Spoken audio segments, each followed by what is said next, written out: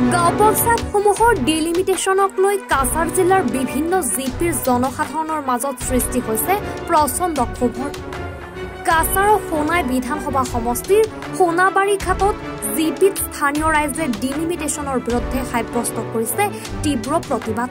জিপিৰ ধনেহৰী তৃতীয় খণ্ড গাঁও কাটি আন এক জিপিৰ সৈতে একত্ৰিত কৰাৰ পৰিকল্পনাৰ বিৰুদ্ধে প্ৰতিবাদ সাব্যস্ত কৰিছে ৰাইজে। গাঁওখনৰ ক্ষুব্ধ স্থানীয় লোকে গাঁওখন কাটি দূৰৰ সাতকাৰকান্দিৰ জিপিৰ সৈতে একত্ৰিত কৰাৰ প্ৰস্তাৱত তীব্ৰ প্ৰতিবাদ কৰি কয় যে তেওঁলোকৰ গাঁওখন সোণাবাৰী ঘাট জিপিতে থাকিব লাগে আৰু যদি তেওঁলোকে ইয়াক আন ঠাইত অন্তৰ্ভুক্ত নকৰে তেন্তে তেওঁলোকে তীব্ৰ প্ৰতিবাদ সাব্যস্ত কৰিব।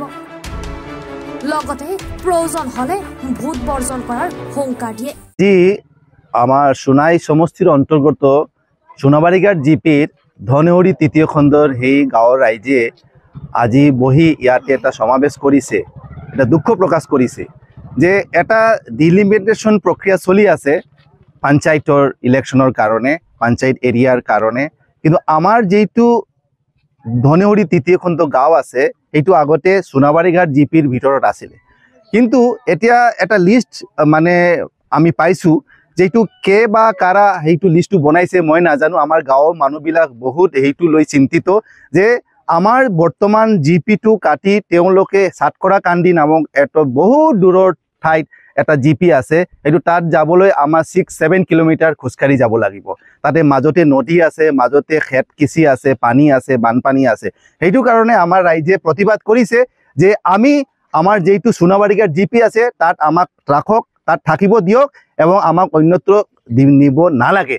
এইটো আমাৰ ৰাইজে, এইটো আমাৰ ডিসি মহোদয়ৰ কাছে আমাৰ ৰাইজৰ আবেদন।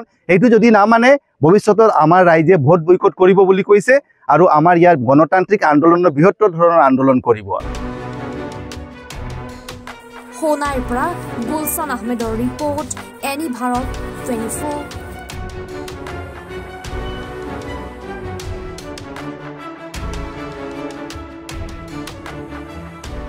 নমস্কাৰ, মই উৎপল দাস আৰু আপোনালোকে চাই আছে এনি ভাৰত। আৰু আপোনালোকক জনাবলৈ পাই মই বহুত সুখী হৈছোঁ যে আমাৰ সকলোৰে মৰমৰ শ্ৰদ্ধা জুবিন গাৰ্গৰ গীতসমূহৰ ভিত্তিত এটা খুব সুন্দৰ ৰিয়েলিটি শ্ব' এনি ভাৰতে আয়োজন কৰিছে, জুবিনৰ গানে কি আনে।